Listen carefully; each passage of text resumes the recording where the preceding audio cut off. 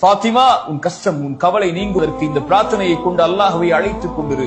யா ஹய்யு யா கய்யூம், உயிருள்ளவனே, நிலையானவனே, அஸ்தகீது பிரஹ்மதிக, உன் அருளை கொண்டு உன்னிடத்திலே பாதுகாவல் தேடுகிறேன்.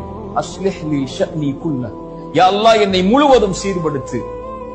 வலா தகில்னி இலா நஃப்ஸி தர்ஃபத ஐன், யா அல்லாஹ் கண் சிமிட்டும் நேரத்திற்கு கூட என்னை ஒப்படைத்து விடாதே, என்னிடத்திலே முழுவதும் என் பொறுப்பை உன்னிடத்திலே வைத்துக்கொள். இந்த அல்லாஹ்வுடைய தூதர் ஸல்லல்லாஹு அலைஹி வஸல்லம் துஆ செய்ய சொன்னார். துஆ, அல்லாஹ்விடத்தில் நம்முடைய பிரச்சனைகளை முன்வைக்கும் போது, எடுத்து வைக்கும் போது நம்முடைய கவலைகளை நீக்கும். ஸலா, துஆ, இதை மறந்து நம்முடைய வாழ்வில் இருக்கக்கூடிய எந்த கவலைகளையும், எந்த தெரப்பி சென்றாலும், எந்த மருத்துவ நபரிடத்திலே சென்றாலும், மனநல ஆலோசனையிடத்திலே சென்றாலும் நீங்க அல்லாஹ் நம்மை சீர்படுத்துவானா. கடைசியாக ஒரு விஷயத்தை சொல்கிறேன், இதை செய்யுங்கள், இறைவன் உங்களுடைய கவலையை நீக்குவார்.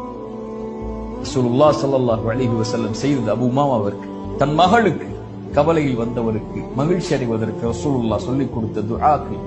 ரசூலுல்லாஹி ஸல்லல்லாஹு அலைஹி வஸல்லம் சொன்னார்கள், இறைவனுக்கு மிக விருப்பமான செயல் கவலையில் இருக்கக்கூடிய ஒருவனுடைய உள்ளத்தில் மகிழ்ச்சியை ஏற்படுத்துதல்.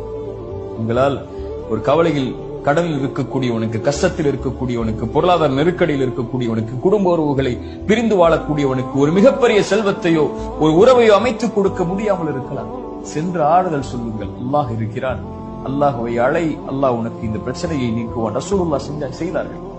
சொல்லுங்கள், அல்லாஹ் ரப்புல் ஆலமீன் அதன் மூலமாக யாரோ இன்னொருடைய உள்ளத்திலே மகிழ்ச்சியை ஏற்படுத்தினால் அல்லாஹ் உங்களுடைய உள்ளத்திலே மகிழ்ச்சியை ஏற்படுத்துவார். லா தஹ்சன் யா அஹி, உலக வாழ்வு இயல்பானது, மிக லேசானது, இன்றோ நாளையோ முடிந்துவிடும். ஆனால் நாம் நம்மை தயார்படுத்திக் கொள்ள வேண்டும் அதற்கு முன்னால் இறைவனை சந்திப்பதற்கு. லா தஹ்சன், கவலை கொள்ளாதீர்கள்.